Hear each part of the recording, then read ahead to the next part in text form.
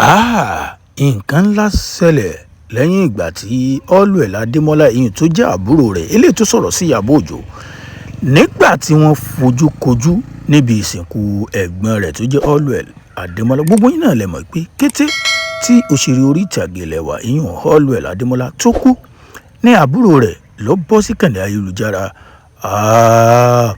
ó sọ̀rọ̀ sí Ìyábọ̀ Òjó. Kì í ṣe Ìyábọ̀ Òjó nìkan gan ló sọ̀rọ̀ sí.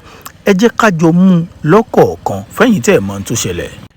Gbogbo yín náà lè mọ̀ pé níkànnì tiwa àìrólé apá kan dápọn sí á bẹ̀rẹ̀ láti ibi tó ti bẹ̀rẹ̀ gangan ibi tọ́rọ̀ ti ń bọ̀ àti pé ibo lọ̀rọ̀ dé dúró kí ló ṣẹlẹ̀ nígbà tí àbúrò Allwell Adémọ́lá nígbà tó rí Ìyábọ̀ Òjó níbi ìsìnkú ẹ̀gbọ́n rẹ̀.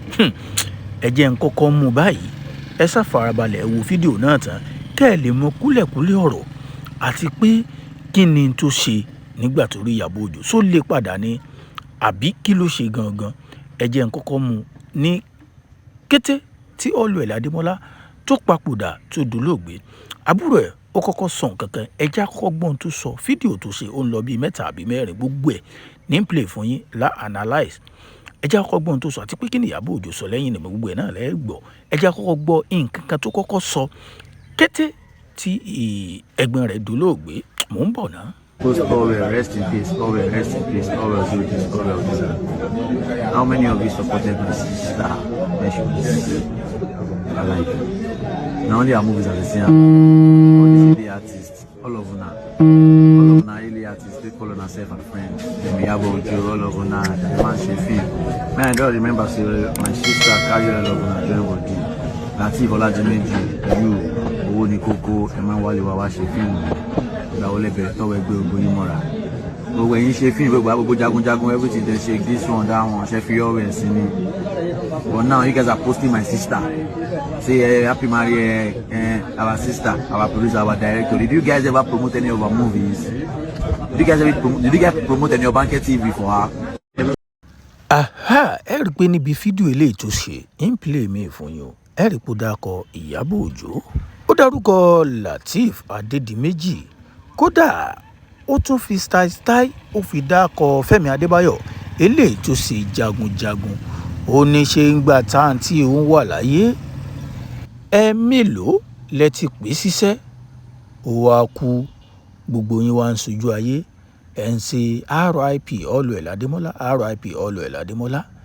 Ṣé bí gbogbo yín náà ń wòran nígbà tí àǹtí òun tó ń ṣàìsàn. Ẹ wò ń play fídíò míì fún yín ṣẹ́rí ẹjẹ́ akọ́ wò ó kí ni Ìyábọ̀ Òjó sọ níbi ìgbà tó gbọ́ fídíò eléyìí tó kọ́kọ́ ṣe.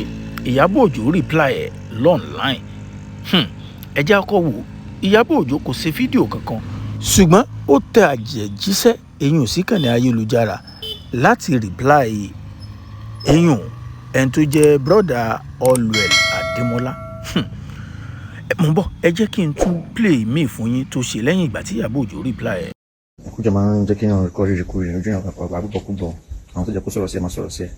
Ṣé mo bí Allwell ṣe first home video ẹ̀ ni àbí mo bó ṣe first album orin ẹ̀ ni mo bí tó ti rówó àwọn tó ti rí funding àbí mo bí máa ṣe ń ṣe fíìmù tó máa ti ń rówó bí mo àwọn ṣe family tá à ń support ara wa àwọn ìjà ṣe family tá à bá ti support ara wa tán àmọ́ àgbẹ̀ sórí social media ṣùgbọ́n àwọn ń ṣe à ń ṣe àwọn tó máa ń ṣe àwọn sínú àwọn tó máa ń ṣe giveaway tó máa ń gbé wọn sórí social media àwọn sínú wọn à ń ṣe sọ̀rọ̀ pẹ̀lú àwọn tó mọ̀ mí dáadáa àwọn tó ti come in contact pẹ̀lú mi in person tó mọ orú mi wọ́n mọ̀ pé àwọn ń ṣe hypocrite realist lè ní inú cover nǹkan kó do I don't sugarcoat I won't sugarcoat anything so you are saying that cinema movie àwọn Ìyábọ̀ wọlé ṣe fi sí àwọn ètò tí ń ṣe bọ̀ nǹkan ṣọ́ọ̀fìsì ni ọmọ ẹ má lọ wọ́n rìn mí o ẹbí mi bẹ̀rẹ̀ anybody ikú máa ń bọ̀ lájẹ́.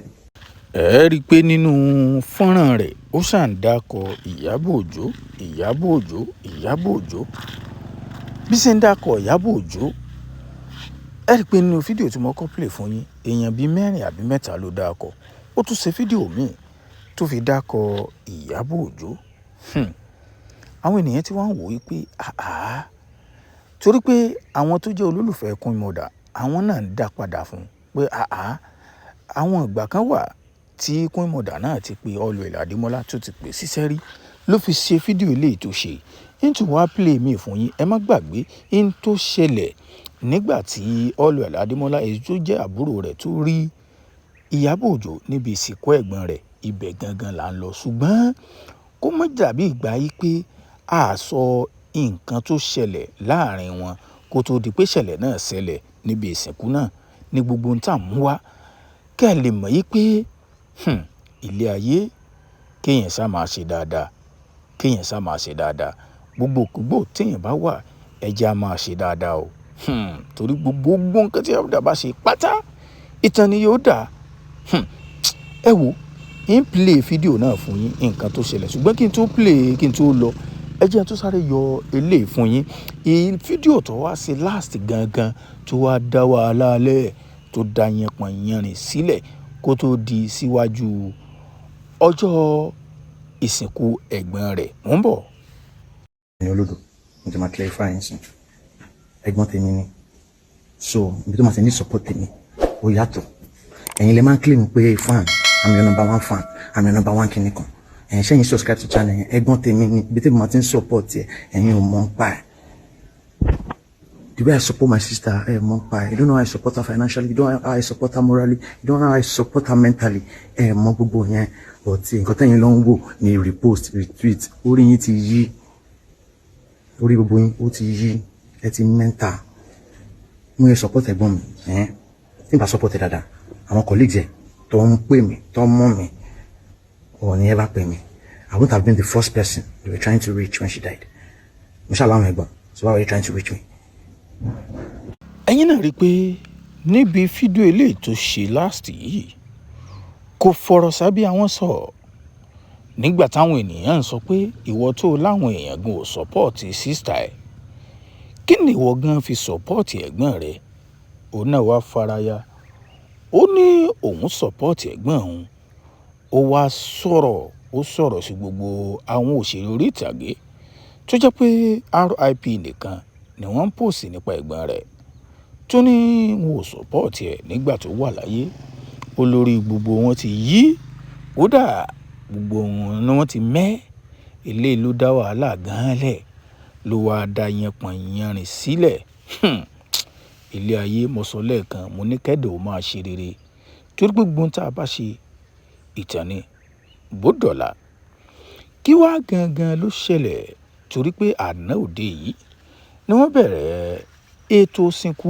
Allwell Adémọ́lá lẹ́yìn church service wọ́n sì candle night bákan náà artist night tẹ̀lé Queen Mother òun náà yọjú síbẹ̀ kóró tí èébú kóró tí dídráàgì eléyìí tí àbúrò olóògbé Allwell Adémọ́lá tó ṣe online ó náà pẹ̀lú àwọn òṣèré orí ìtàgé ilẹ̀ wa tí wọ́n ṣe ẹ̀yẹ ẹ̀kẹyìn fún Allwell Adémọ́lá àwọn Yorùbá ní tójú bá kojú ẹnu àṣírí dẹ̀rẹ̀dẹ̀rẹ̀ ìgbà tí àbúrò Allwell Adémọ́lá tó fojú kan Ìyábọ̀ Òjó ń play fídíò náà fún yín ìṣẹ̀lẹ̀ ńlá ṣẹlẹ̀ ń bẹ̀ kí ló ṣẹlẹ̀ ẹ̀yin olólùfẹ́ mi ó sọ fún yín mo ní ká máa ṣe dáadáa ìtàn ni yóò dọ̀la gbogbo nta bá gbáyé ṣe lónìí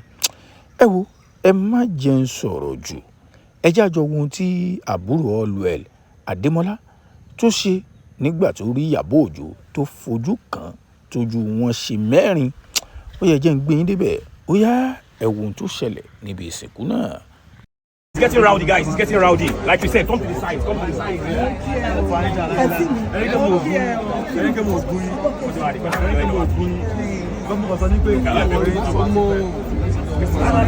Àǹtí mi ni wọ́n